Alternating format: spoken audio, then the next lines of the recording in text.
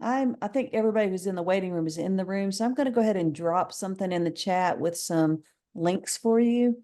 And you will also see the CuraPod information on the screen. So I'm going to go ahead and start that, and I'll turn the music down. It will have some music, but I'll turn it down so that it's not annoying. Okay. And so we're going to be using a CuraPod to kind of garner some participation from the audience. And so you should be able to see it on the screen now. And if you don't mind, go ahead and join at curie.live, and the code is 574495. And in addition, because a lot of people like to have the presentation as well, there is a link in the chat that has the presentation that you can bookmark and save for later, and that allows you to see all the slides as well. And then a little bit later on, we'll be actually looking at the guidelines, so I have that link in the chat as well. And we'll drop that in the chat again from time to time if people join after we get started. Okay. So looks like I have several people on the CuraPod. I'm going to give just another minute or so for people to finish joining the CuraPod, and then I will start the presentation there. And there'll be some interaction that some questions that you can answer, polling questions in the CuraPod. Okay, we have 14 people in, so I'm going to go ahead and move forward.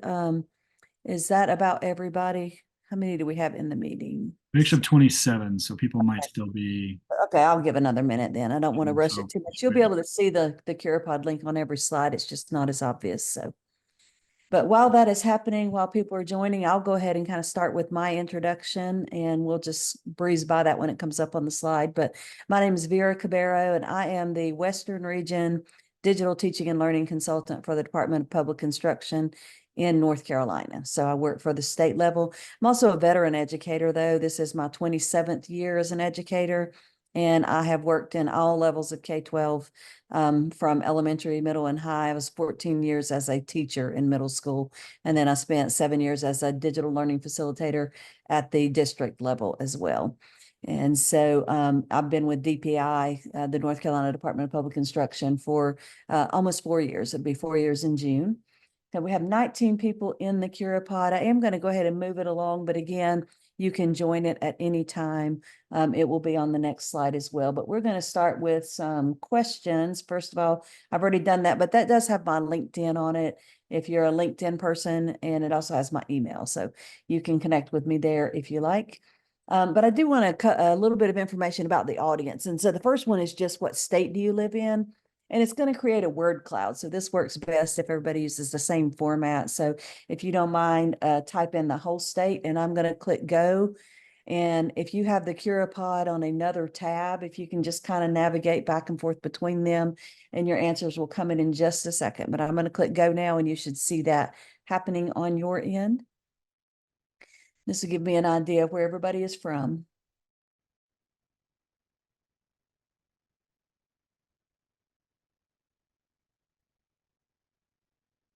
About 18 more seconds, and I will show you the word cloud, and we'll be able to look at the audience. I know this is a nationwide conference, so I assume we might have people from all over the place.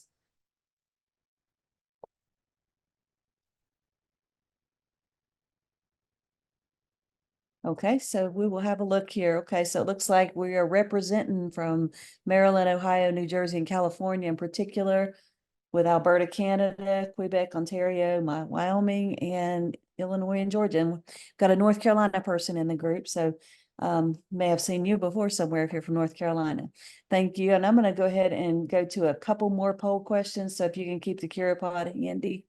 Also would like to know what role you play in the school system, like what aligns most closely with your role. And this will be a poll with predetermined choices. And so again, we'll take about 30 seconds and see who we have in the audience. As I said, I was a middle school. I started out actually as a teacher assistant in elementary.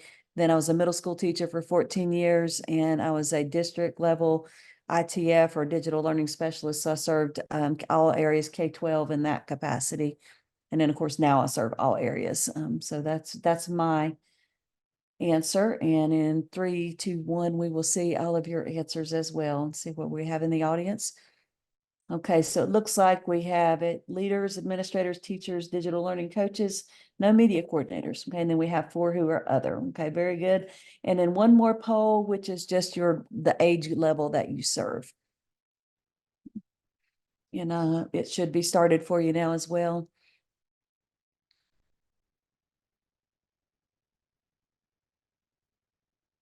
And I don't know how you do on navigating multiple tabs or if you have multiple screens or whatever, but again, I have dropped in the chat the link to the actual presentation that you can see every slide. The CuraPod doesn't really give the audience the complete view sometimes, and links to click and things like that.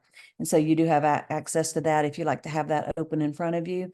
Okay, so most of us serve multiple groups in little, middle, and high school.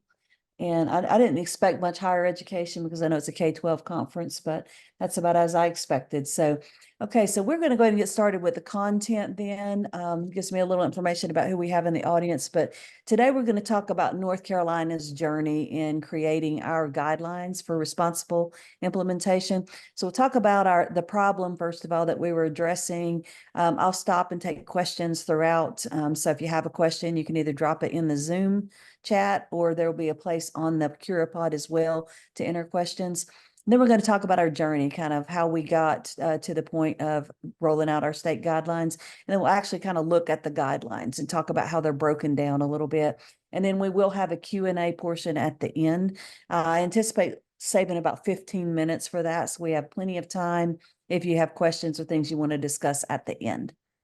Okay, so first of all, this slide that you should be seeing now, this is an illustration that I created with ChatGPT's Dolly 3, but of a 12-year-old girl. And this is kind of what our why is. And I'm, a big Simon Sinek fan. I believe in starting with the why, and you've got to have that to guide you. But our why was we're thinking about our children, of course. We're all in education for the kids and what their futures are going to be like. So this fictional character here, Marley, is a 12-year-old girl, about 6th grade, and that means in about 2030 she's going to graduate. And thinking about the last 14 or 15 months, all of the change that we have seen since ChatGPT first rolled out, how fast things have changed in that short amount of time, I really got to thinking about, what is it really going to be like when these kids graduate? And so what kind of skills are they going to need? How are schools going to ensure they have these skills? And I really feel like being able to work with AI is going to be one of those skills. But so the next poll that I would like for you to participate in is, what skills do you think kids are going to need in 2030 based on the changes that we've seen? This one is a minute and it gives you 3 lines. So you should put down as much as 3 words. You don't have to do all 3, but if you don't mind contributing and thinking about what our kids are going to need in their futures, it's just been unbelievable to me, the pace of change that we have seen since ChatGPT came out. It just seems to accelerate every day. Honestly, it does not seem to be slowing down. And so it is going to be a challenge to prepare our kids for that unknown future. We have about 30 more seconds, and I will show you the word cloud.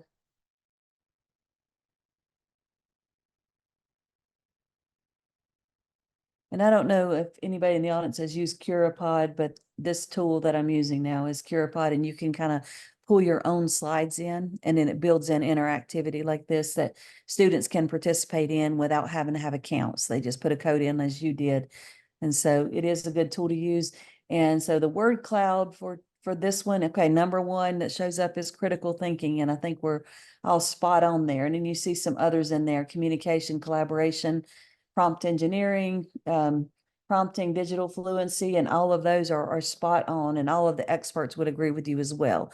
If you look at any of the expert studies, and we'll talk about a couple of them, but this is 2 that I think are really relevant and that I always use when I'm talking to district leaders or teachers or anybody else, because this is the future that our kids are going into. A recent study last spring from resumebuilder.com, they asked lots of questions about what they were looking for in their future work or their employees, current and future. And 9 out of 10 of them want people who can use AI. And so that means people who can just use it effectively, not people to program it, but people just who can use it to increase their efficiency. And I thought that was pretty remarkable. And then on the left here, there's also from the Future of Jobs report in 2023, the World Economic Forum, which is they do a global study every year, and they anticipate what jobs are going to grow and what jobs are going to decline, and kind of help people to navigate the workforce. And they anticipate they're going to be 40% growth in the fields of machine learning and AI. And of course, those are the people who are actually coding and making the apps, not just using them. But that is a great career trajectory or career field for somebody to go into, a young person now to look at. And so the problem we had is that's the future. We know the kids need that, but in our schools, as I was going across the state and training teachers and other people on how to use artificial intelligence, I began realizing that even though I have been so absorbed in this world, it kind of became my bubble with AI, that as I was talking to teachers and district leaders across the state, that most of them were not. In fact, every session I did, I would poll the audience on how many, their skill level. And in every session, the majority of the audience hadn't used it at all. And this was last summer.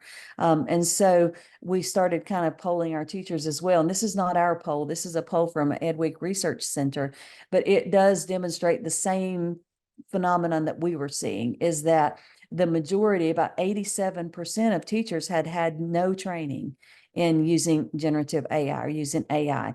Only 3% said they had none, and 10% said they had a little. And so, or some, I'm sorry, and then 10% had a little, but the majority of teachers had no training. And then, but the usage was high. Okay, so in teacher usage, about 50% were using it, but they hadn't been trained. And our students, about 58% were using it and hadn't been trained. And of the specific subgroup of students with IEPs and 504s, 72% were using it. But again, no training was being delivered, really. They weren't getting guidance in using it. They were using it without proper guidance. And then also, this was kind of interesting to me that only 23% of them were using it academically. So kids are using it for a lot of things, whether schools allow them to use it or not. And without training, there can be some concerns, obviously. And so a couple more things kind of to illustrate the problem. Only 7% of education systems, oh, I'm sorry, I didn't mean to do that. Only 7% of education systems provide guidance about the use of AI, 7 out of 100. And then this is just kind of a breakdown of teacher responses when people ask about how knowledgeable they were. And the majority of them, there were very few who were in the knowledgeable category, that felt comfortable with their knowledge. And so that was the problem we were trying to address, as well as this one, that we can't keep teaching our kids like it's 2000 or even like it's 2020, because things have changed so drastically since then. And we must be teaching them for the skills that they're going to graduate into. And that's a quote from John Dewey that I think has never been more relevant, that if we keep teaching our kids as we taught yesterday's, then we're going to rob them of tomorrow. And so dealing with that reality and the issues that we've had, we kind of going forward, we were trying to decide how to answer those, how to address those issues in North Carolina. And I wanted to just take a break and make sure that anybody had any questions so far. You don't really have to put them in the CurioPod, but I want to check the chat real quick. This is kind of my reminder to do that. And I don't see any in the chat. Does anyone have a question that when it comes off mute and ask, or are we good to just kind of continue? And we'll stop again for questions from time to time. I just forget sometimes, so I make myself a reminder, make sure I don't forget. Okay. Everybody good so far? Okay, thumbs up. Everybody good? Okay. All right. Well, we'll keep going then. Okay, so this is basically our journey. So, of course, November 22 is when ChatGPT was released.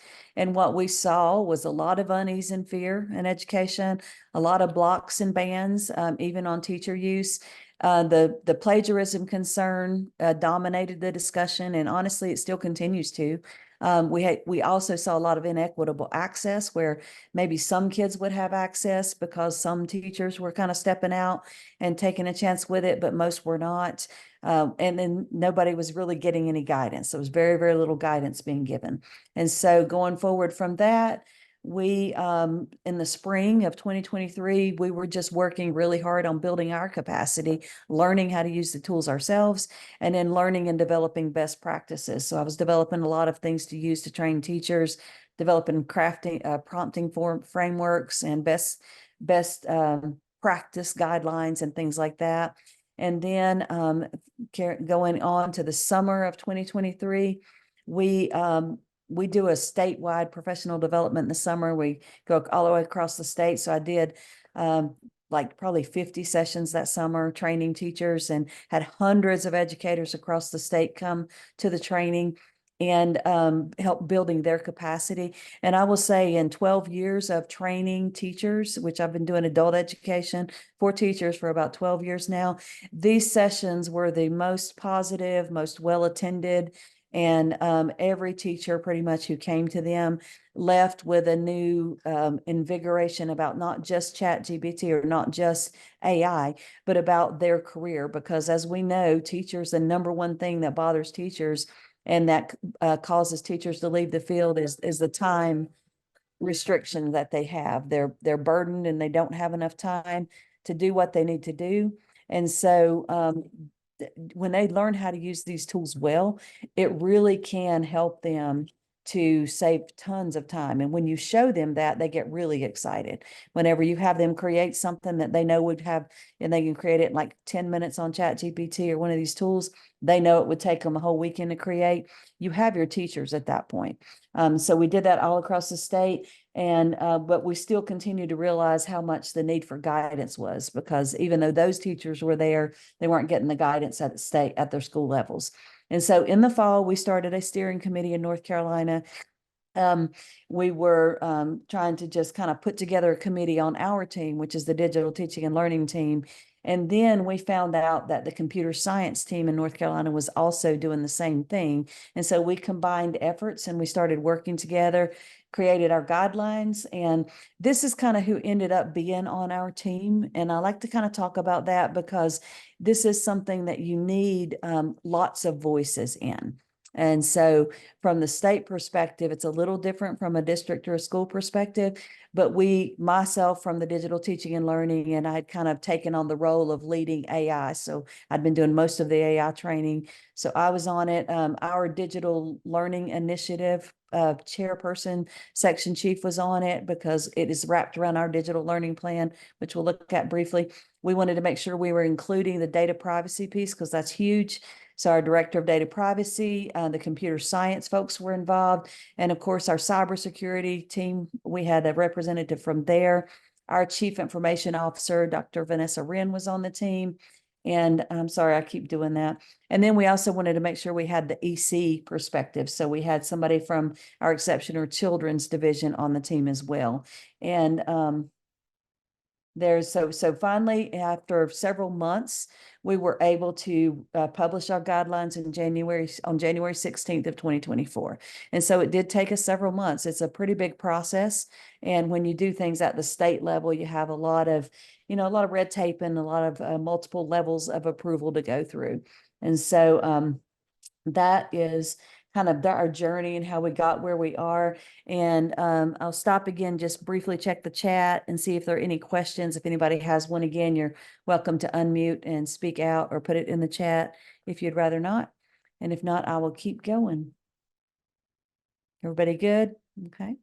Okay, so our guidelines, I do have this in the chat. There's a link, the last link that I put in the chat is for our state guidelines. If you would like to open those, if you have another tab or another screen or something that you would like to actually look at them, then you certainly can do that. I won't be going through the whole PDF because it's 37 pages and it's a lot to digest. We'll just kind of be hitting the highlights in this presentation, but I do invite you to open it up and save it and kind of look through it at your leisure. And it also has a lot of resources in it. And a lot of the resources I will show you from here forward are in that guidelines, and they have links that you can actually download them and repurpose them for yourself. And so anything that we have in there is Creative Commons, and you're welcome to do that.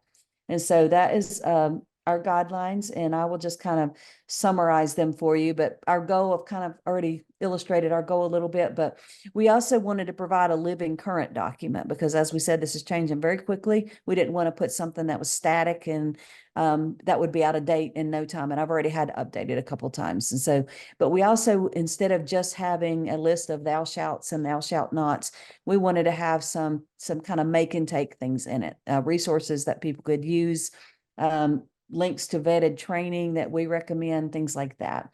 And so, and this is just some feedback about our guidelines. Stefan Burchard has a blog called Education Disrupted, and he did an analysis of it very quickly and was very pleased with it. We also had Pat Young-Praddock from code.org who evaluated it and gave us really high marks on it as well, regarding our guidelines is very well done. And of course, now there are only, I think we're up to 8 now in the nation. We were like the 4th one. A few people have since then came out with guidelines as well. But this is just a little bit about our introduction. We do very clearly in our introduction state that we do feel like that this is an important part of education, that it's not something we can avoid, and that eventually we feel like students need to be using it. And so we advocate for the responsible implementation and use by students.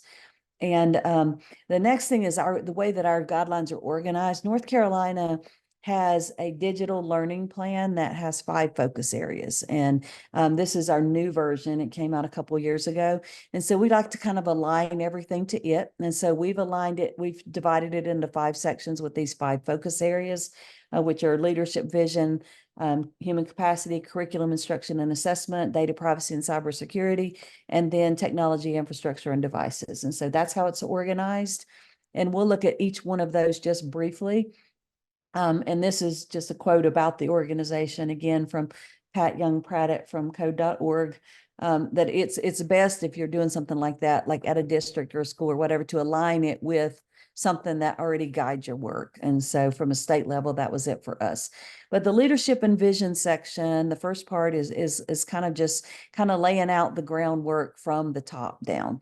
And so our approach, we talked about our approach. We also align it with our portrait of the graduate and benefits of the responsible implementation, kind of laying that out for teachers and for people in the field to understand how AI really can help students and how it can really help teachers. We also give them a suggested roadmap, which we'll look at in a minute, and recommendations for developing their guidelines, because we're still at a place where most of our districts do not have their own guidelines in their districts yet. Most of them are just working on developing guidelines. So we're working on helping them with that. We also wanted to talk a lot about AI literacy. So our guide talks a lot about the need to develop AI literacy in both staff and students, and then tips for evaluating tools, because there are lots of concerns about some of the tools. And then we also give them an example student integrity policy. And so this is one of the this is another quote from the Teach AI Toolkit, which some of you may be familiar with. It came out from code.org and several other COSIN and several other members. But they talk about that banning it is just not, it's not feasible for one. There are just too many tools that have AI in them now, and you can't ban them all. For even Google Chrome now has an AI component in it that will help you write. It's in Grammarly, it's in everything. And so banning it really is just not feasible anymore. And so, but also it will increase the digital divide. If schools do ban it and keep banning it with no intention of implementation, you're going to have the students who have the capability to do it at home anyway, who are going to learn to use it effectively. And then the ones who rely on schools for that are not, and they're going to be competing for those same jobs. And so it's really important that we kind of lay that groundwork in the beginning. And this is just a little illustration that we put in there to kind of illustrate the appropriate use of AI in schools. And of course, without AI, we have some students who struggle a lot and really don't need to, because there are things they could be doing in AI that would help them. But then if you just kind of turn all kids loose on it without proper training, and even teachers, they might do things really fast, but there's some danger and there's some considerations with that. And so the ideal situation is they use it like an e-bike where the human is always in control, and they use it to kind of reduce the struggle, but make the learning more effective, not take the place of the learning. And that's something that has to be taught. Just like we had to teach kids not to rip off things off the internet and pass them off as their own work, that's something we're going to have to do with our kids. But this is our implementation roadmap. It starts with the district level, creating guidelines and policies for the staff, and then developing the staff and giving the staff time to get comfort level built up with AI. So they're efficient users and they know how to talk about it, how to teach it to kids, and then getting to the point where kids are on it. And most of our schools in North Carolina are not there yet. We have just some pockets where schools are actually allowing students to use it, and we're not rushing them to get there. Most of them will probably not have students on AI in mass, except for just like little pockets where they're piloting things. But most of them will not have students on tools like ChatGPT, Gemini, and all that until next school year. And we're not rushing them to do that because we want to make sure it's done responsibly and that the kids are properly trained. And then, of course, it will be something that has to be assessed and progressed constantly because things change so quickly. And so for North Carolina, we've asked them on that roadmap where they are, and I have that in a second, but I'm going to ask you the same thing based on your school district, wherever you are. If you are going to evaluate yourself on one of those 4 steps, if you don't mind to drop in that poll, what step your school would be on. And I think there are 5 on there. There's none, like you haven't started. You're building the foundation, you're developing staff, or you're educating students in the community, or you've already implemented and you're assessing and progressing. And I may need to add a little more time to that one. I'm going to add a little more time because it looks like several people have not yet entered their answer. I'll stop it in just a minute. I know sometimes it's hard to manage all the tabs, so if it's too much, I understand. We'll just look at what we have in just a second. If it's too much, you only have one device. Sometimes it's too many tabs. Okay, so I'll go ahead and stop. That looks like we have 11 people. And so in this group, what we see is this is about where we are. Okay, most people have not really started. We've got some that are working on that foundation. We have a few that are developing staff. And then we only have very, very few who have already educating their students. And so I want to make sure that people kind of understand that yes, it's important and we need to get there, but we are not trying to rush people or make them feel like they're behind if they're not there yet, because this is still very new. I mean, we're still just a year and a half in, less than a year and a half. And so we'll talk a little bit, our human capacity is the next section. And we talk a lot about building AI literacy. And AI literacy is something that you're going to be hearing much more about in the future, but it is something like we don't have a national set of AI literacy guidelines. The state doesn't have them.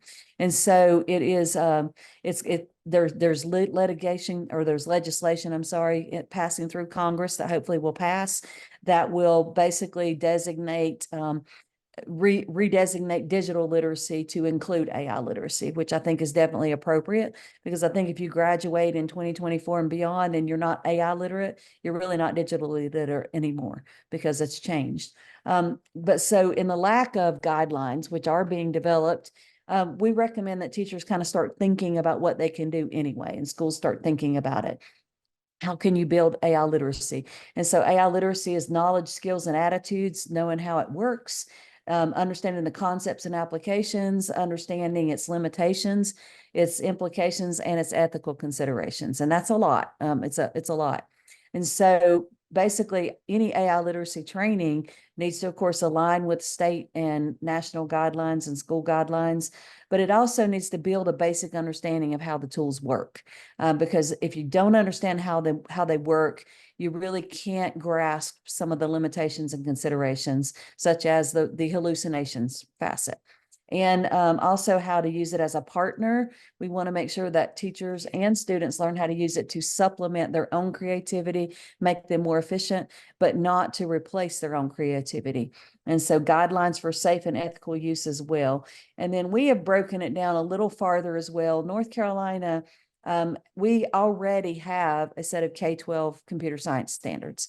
And so that will help support AI literacy because they're learning computational skills, they're learning algorithms, they're learning how computers work, and all of that will help them to understand AI when they get to that point. We also have adopted the ISTE standards for students, which I know many other people have as well. And those also will help because those durable skills are a lot of the things you all mentioned in that word cloud earlier, like the critical thinking, collaboration, communication. And then we also, a lot of those same skills show up in our portrait of the graduate. And so if our teachers are really giving those, all of those, the potential, the proper amount of training that they should, then our students are already getting kind of laying the groundwork for AI literacy. But in addition to that, we've really got to start thinking about media literacy, especially in regards to AI generated content. Our students are going to have to know, understand that we're at the point now where even videos, I don't know if you saw the release of Sora from OpenAI, but even videos can be created that are very realistic looking and that are very hard to distinguish. And so critical thinking about that, learning the ethics of what to share, what not to share, what is ethical to create and what's not. And then learning, of course, how to work with the tools is important as well. Okay, so I think I'm going to skip this poll because we do have several more things, but just kind of thinking about in your own role, how you can support AI literacy is an important thing to do. Is even before kids get on the tools, students can start learning about AI, even if they're not learning with AI. And that's one thing that our guidelines do is we lay out at the end, we have a whole 2 pages of references for digital literacy or AI literacy for education leaders, for teachers, and for students. And so we have lots of recommendations that they can use with students before the students start using AI, and then some that they can use with students after students start using AI as well. And so that brings us to the curriculum and instruction section, which has a lot of our tools are in there, a lot of our resources that we've provided and we're going to look at. And so I'm not going to really read through the list because most of them are in this section. And so in this section, first of all, because generative AI is different from what people are used to Google search, you have to use it differently to use it effectively to get good results. And so when I was developing training last spring for teachers, I developed this framework, a prompting framework called the CRAFT framework, and it helps people to learn how to develop prompts in a way that get the best results and then gets targeted results to their students and their needs. And so we share that along with a copy of the poster and then a little presentation that goes through it and explains it. We also share some other tips about how to get the best responses and how to reduce the incidence of hallucinations. You can't totally guarantee that you'll not get any hallucinations, but there are things that the user can do to reduce the chances of that. And then this every framework also, this is from the aiforeducation.io website, which if you have not looked at that website, you need to bookmark it because it is a treasure trove of fantastic free resources for educators. And they're all very balanced with the power of the tools and the responsibility. But this is a tool that I'd created and they wanted to collaborate on it and publish it on their website. So they did. But it's just a reminder of what everybody, teachers and students, need to do to be using the AI ethically, because we wanted to make sure that our guidelines really present a balanced approach. We want to not just talk about how great it is, we've also got to talk about the cautions and the things that you need to be mindful of. And so we've shared that. There's a copy you can download from their website of it, but that every time you put in a prompt, you need to evaluate it, make sure it's what you want. You need to verify all the facts and figures because of the hallucination phenomenon. You need to edit your prompt. If it's not what you want, you edit your prompt and make sure that you redirect the model.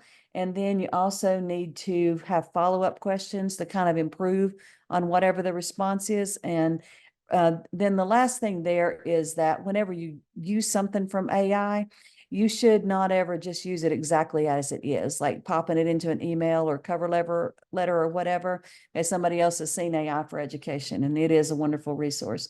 But then the last thing there is we also want to make sure that everybody understands that when you use AI, you can't blame the AI if something is incorrect and you've shared it out or turned it in. The person, the human, is the responsible partner in that. And then we talk also about how people should always cite their sources and make sure that they're given proper credit.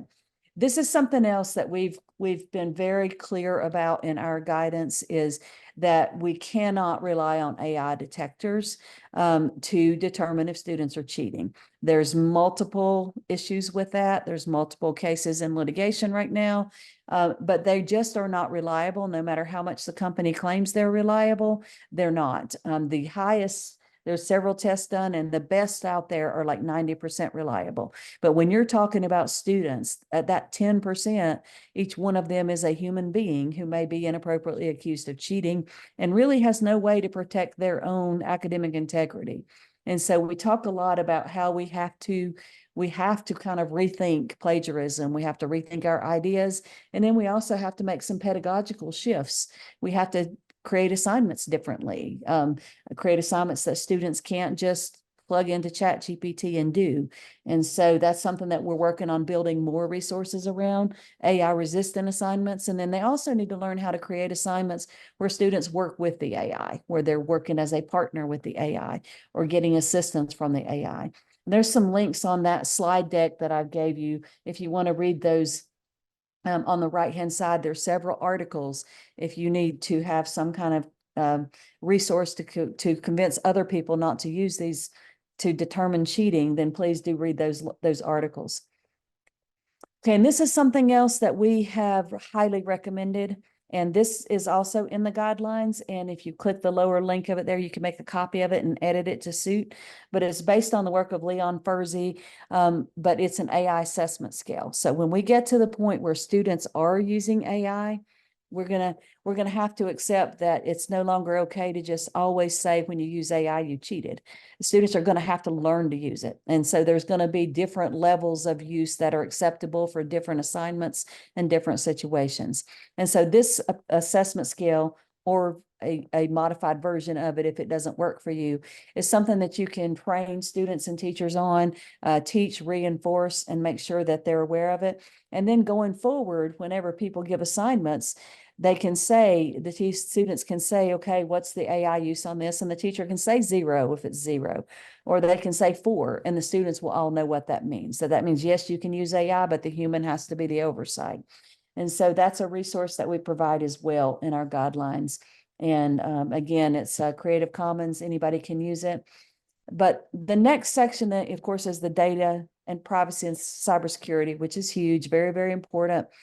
We need to make sure that everybody understands that all of the, and I know Canada may have different guidelines, but we have national laws that govern student data. And I know every nation does. So in the US, that's FERPA, COPPA, and SIPA, and then which is the Federal Student Education Protection Act, and then the Student Use Act. So they all have different purposes, but they all have to do with students using digital tools and the ages they can use them, what kind of data they can supply, and what kind of data can be shared. And then, of course, the IDEA and the Section 504 have to do with accessibility and meeting the needs of exceptional children.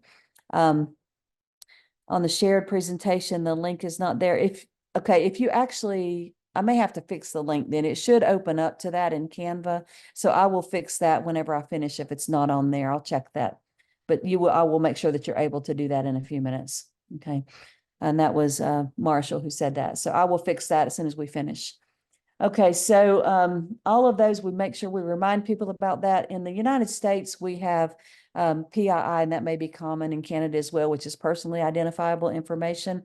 We have to really train our teachers and students not to put that stuff in there. You should never put anything in one of these models that could identify you, because whenever you sign up for them, it tells you that that's using your data for training. And then there have been a couple of jailbreaks that have happened in the last few months where there was people who figure out some kind of weird combination of something you can ask, like ChatGPT, and it will eventually just start spitting out data, and it would spit out a bunch of people's data that they had put in. So things like that there's always a potential of that happening. And so we have to be very careful. For teachers, we have to make sure that if we're talking about a student building an IEP plan or something like that, that we speak in very generic terms, that we anonymize everything and don't ever include any data. And for students, of course, that's something we really need to drive home with students, because we all know on social media, they really do not follow those precautions that we've given them. Okay, so then the last thing is technology and infrastructure, talking about age appropriateness of the tools. Just about every single one of the tools that is student facing, that a student actually has an account and uses, is at least 13 and up. Some of them are 18 and up. And so we really, teachers and school districts really have to make sure they're reading those terms of service. Some of them specifically require parent permission. Some of them say, like if the students are of the age to manage their own account.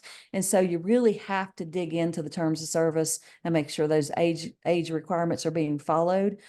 There are some tools that are student facing that don't require account setup, such as School AI, Mizu, Magic School AI is supposed to be coming out with a student facing platform, and those may be acceptable, but we still want to make sure that at the school and district level, their school and district approve of them as well. And then there are lots of other things that security audits need to be done. You need to make sure the vendor, we have in North Carolina, we have third-party vendor requirements that they're supposed to follow. And so all of those things, of course, have to be followed with these, just like any other digital tool. Okay, so then we have an appendix. I've already kind of mentioned it, that we have some high quality free online training for districts, leaders, educators, and students. For the students, we have it broken down into requires AI and does not require AI. And then we have, of course, a complete list of references as well at the end. And anything that I've showed you will have a link in those references as well. If you want to get that before I get that slide deck changed, in the references on the actual guidelines document, that will be there as well. Okay. And that just kind of brings us to the end. Well, first of all, we'll talk about this, what we're doing now going forward. Now that we have the guidelines out, we're seeing a lot of interest from superintendents and district leaders who previously were just not really paying much attention to it, but the state putting out guidelines kind of encourages that and kind of gives them the okay to go ahead with it. So we're seeing a lot of interest, and we're having, we actually started last Friday, our first meeting, but we have created a statewide AI collaborative. And we have about 150 educators from various roles. We had over 300 apply, and we had to, we could only accept half the people that applied. And so there's a lot of interest in it. And in that group, there are two leads that are from the field that work in schools, two co-leads. And then each side, we have one on the east side of the state and one on the west, because, North Carolina is really long. And so on each side of the state, we have 10 people who've been chosen as facilitators who work with small groups as well. And so that will be running through the end of June. And those cohorts will be working together, learning together. We're going to offer them some really good, high quality professional development when we meet. But they're also developing resources, because our schools are needing a lot of content, things to use to teach their teachers, their staff, their leaders, policy guidelines, things like that. So part of this group's work is creating that content that we're going to put in a bank that teachers will have access to across the state. Anybody can use, and they can take it. And so some of it will be like training decks that they can take and lead training with. Some of it will be student resources, student activities, infographics, posters, and things like that. It'll be a variety of resources. And then in addition, we're having an NC AI Summit, which is geared just toward district leaders and AI steering committees. And it will be things like policy development workshops. We have keynote speaker from code.org, and they will be doing a keynote, and then they will be doing a listening session. And then we'll have concurrent sessions, but it'll all be kind of geared toward that leadership piece. And that will help them then to be ready next year to kind of move forward in their implementation. Then next year, we'll have that resource bank of resources our collaborative is creating. That will be available for our schools. We will continue professional development, and then we hope to have a fall AI collaborative as well. Okay, and so questions now. We are at the question and answer portion, and I did good. I'm actually right on time, have about 15 minutes left. I usually run over, so So I'm surprised, but I would like to open it up for questions. And I think this group is small enough that if you just want to come off mute, if you're comfortable doing that and just ask your question, or if you're more comfortable putting it in the CuraPod, I'll turn that on. Or if you want to put it in the chat, I'll try to just kind of watch all three. So whatever your comfort level is, and I'll try to work on my wait time. I'll be quiet for a minute. What you think? I have a question. Yeah, go right. This came up yesterday in one of the sessions. So for data privacy, when teachers copy and paste student work, you know, an essay or whatever it is to give feedback, that data is linked to the student from Google Drive or from wherever. Is that wrong then? And how should a teacher go about that whole feedback piece?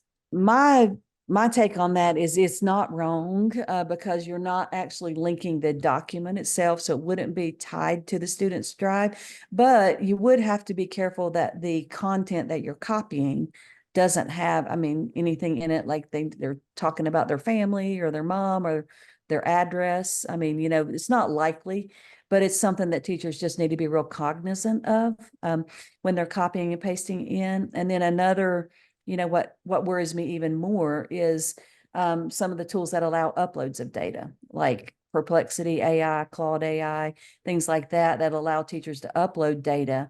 They just need to realize that whether you're typing it in, copying and pasting it in, or uploading it, the same privacy rules apply.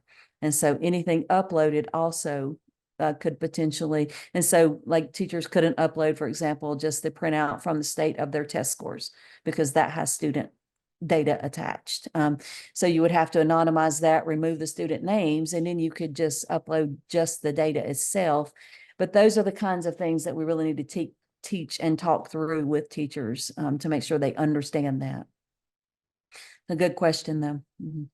And since you mentioned Google Drive, Gemini is the Google version, used to be Bard. Most schools has a potential to tie in with your Drive and kind of work with your Gmail and your Google Docs and things like that. But most schools actually have that piece of it turned off for that same reason, because you can have Gemini without having that connection to your Drive and all of that. And so that's what most schools do in that case to protect that student privacy, even though we're not supposed to put things like that in our Google Drives.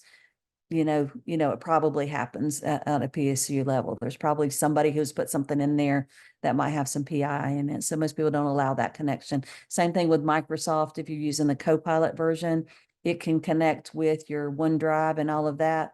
And so a lot of schools take that approach unless they have the enterprise version or something that has extra data protection. Okay. But that's a good question. Good consideration.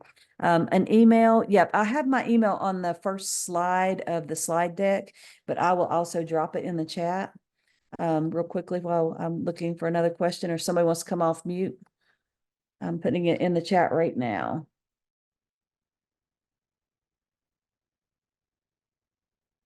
And I'll look back at my CuraPod. I don't see any questions there yet. Oh yeah, I do have one. So I will pop that open and see what the question is there.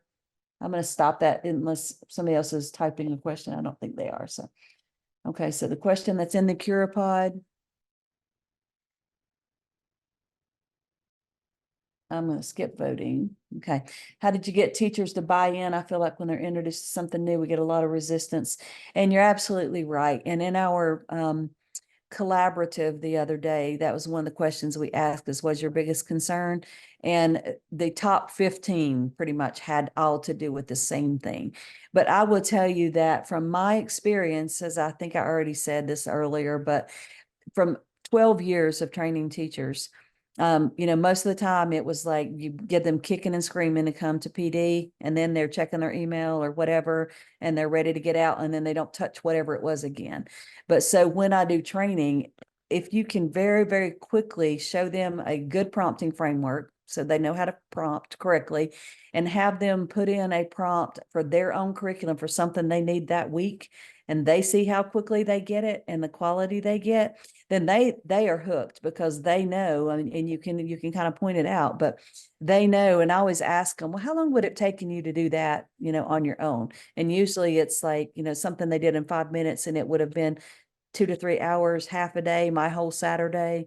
And so, we've been, I've been guilty of it myself, of everything's the next best thing since sliced bread. And most of those things just haven't panned out to be. And so a lot of teachers are a little gun shy and hesitant. But if you can show them, and that's why I think it's really important for them to start using it first and be trained first, because it can really reduce the burden of teaching. It really can. And not only that, it gives them access to so much information and so much creativity that they wouldn't have, because again, these models are trained on the whole internet. And so a really good way to kind of get them started is have them brainstorm something like a project, or give me 5 ideas for this, or put in a standard and say, what are 5 ways I could teach this standard, and have them actually copy their standard in that encourage creativity, collaboration, whatever. And when they see, because they're tapping into the whole the knowledge of the whole internet.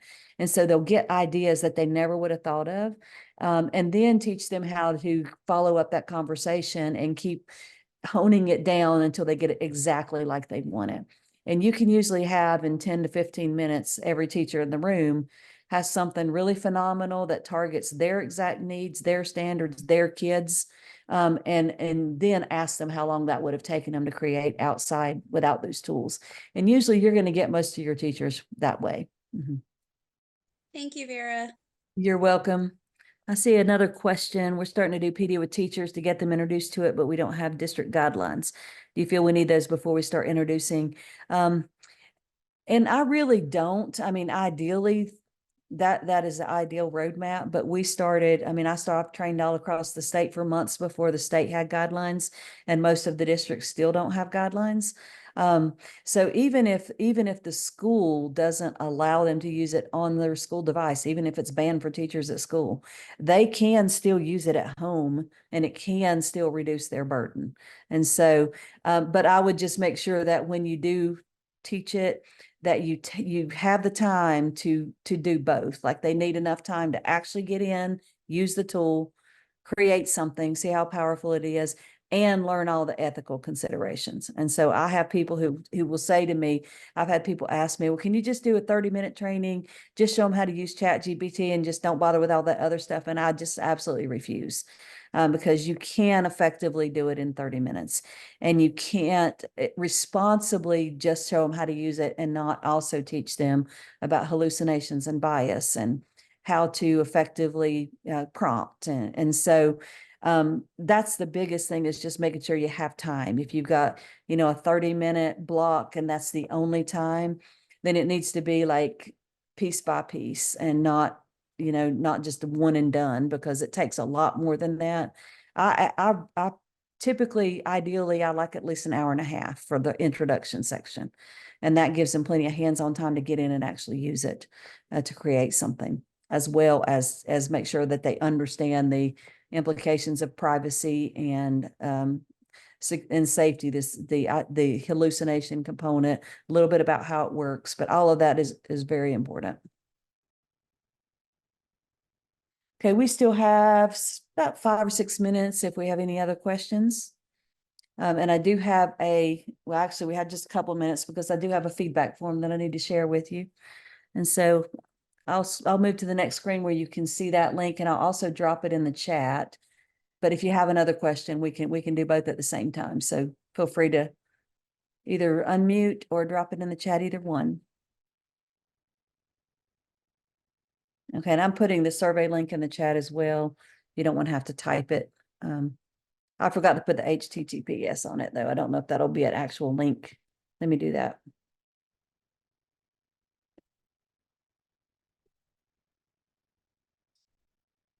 Any other questions? Hey, Vera, it's Ryan. I'm sorry, I've been hopping in and out. That's okay. Go back and watch the recording.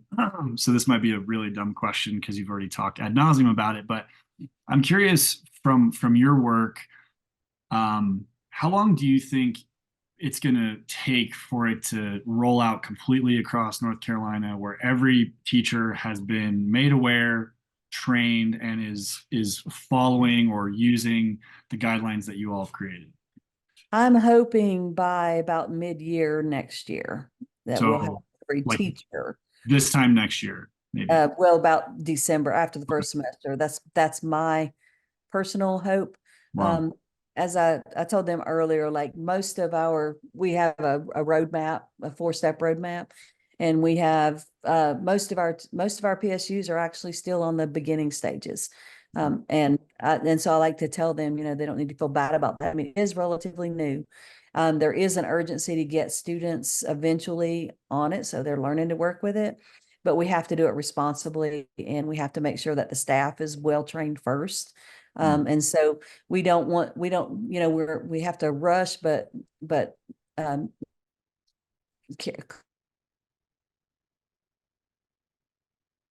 literacy, they can learn about it before they can learn with it.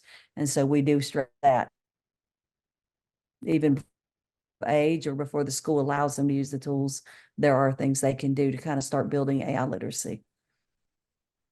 That's great. I think most of our schools by the beginning of the next year, I think most of them will probably be to the point where the students are starting to use it that are of age.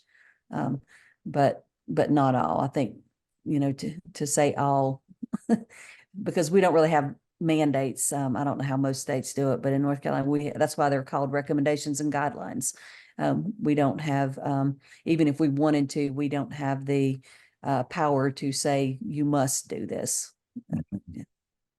And you have an army of folks going out there to do all these trainings, or how do you do all We that? do. We need a bigger army, but we have eight people who do what I do. Our state's divided into 8 regions. Okay. And so we have 8 regional consultants, and then we also have 3.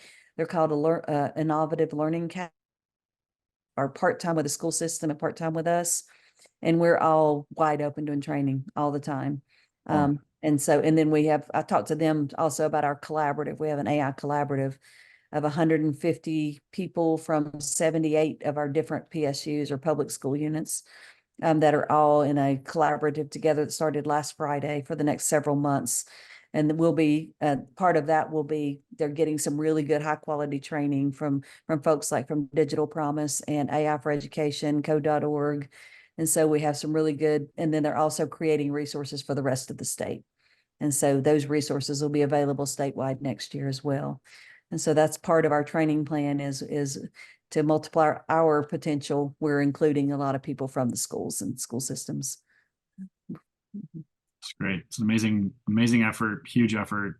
And I'm sure you feel like there's just not enough of you to go around. No, there's not. I mean, and we're hoping that maybe we might even get a different position that is just dedicated to AI, because honestly, it is a full-time job. I feel like I spend all of my time doing that. And there are other things that is very hard to keep up with everything.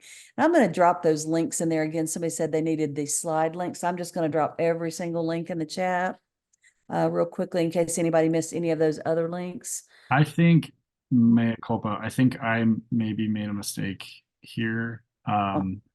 Everybody, if you're hearing this, I think I did leave it out. So let me fix that right now. On the feedback. I left it out of the feedback form, I believe. My system. Silly mistake.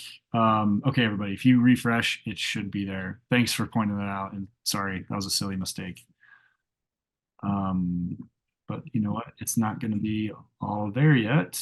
1 second. Thank you, Whitney. I appreciate it. I hope it was helpful. Hold on 1 sec, everybody. Oh, here it is. Okay, I do have it. I just didn't link to it properly. Sorry, give me 1 sec, everybody. Go to session 2. Okay, now if you refresh, you should see it. Well, I hate that I haven't been able to get into any of the other sessions. I've had so much going on, training all day yesterday and lots of meetings today. So I hope to catch some of them on the I guess the links will be posted. They will be. Yeah, we'll make sure those are out really soon. Yeah, you guys have done some great work in North Carolina. Amazing how fast you got all that pulled together. Well, fortunately, because I had been leading training across the state for months, I had a lot of the resources already developed. So that really helped. And it had already kind of had a good feel for what was going on in the field because I'd been doing it for months already. So that did speed up the process, but. Okay, somebody has a question. Let's see. Oh, the PD I do across the state. Oh, somebody wanted links to that. There's so many different versions of it. And it's constantly being updated, but I will see if I can find like a most recent version that I can share with you, knowing that it'll be a hot mess because I use the same one a lot of times and then I just kind of update it and refresh it and rearrange it, but I'll share one of the most recent ones that I have, and I'll drop it in the chat real quick as a view only copy. No, actually what I'm going to do is I'm going to give you a copy where it's a template so you can edit it, and it's a Canva template. Let me find that real quick. I'll get that for you if you have a minute to hang on, and that will allow you to make your own copy. And if you're not a Canva user, from that point, you can download it as a PDF and then upload it into PowerPoint, Google Slides, whatever it is that you want to do. So I'm going to drop that in the chat real quickly. And the most recent version of it. And I will tell you that it was for a whole day workshop. So I wouldn't anticipate getting through that whole thing in an hour and a half, but it'll give you some content to pull from to kind of get started if you need it. And it should allow you to make a copy. Thank you, Trudy. I appreciate it. And I guess some of you may need to get to your next presentation. So I will hang around if anybody wants to hang around, but thank you so much for attending. I appreciate it very much. Thanks, Vera. Really appreciate you. Great work.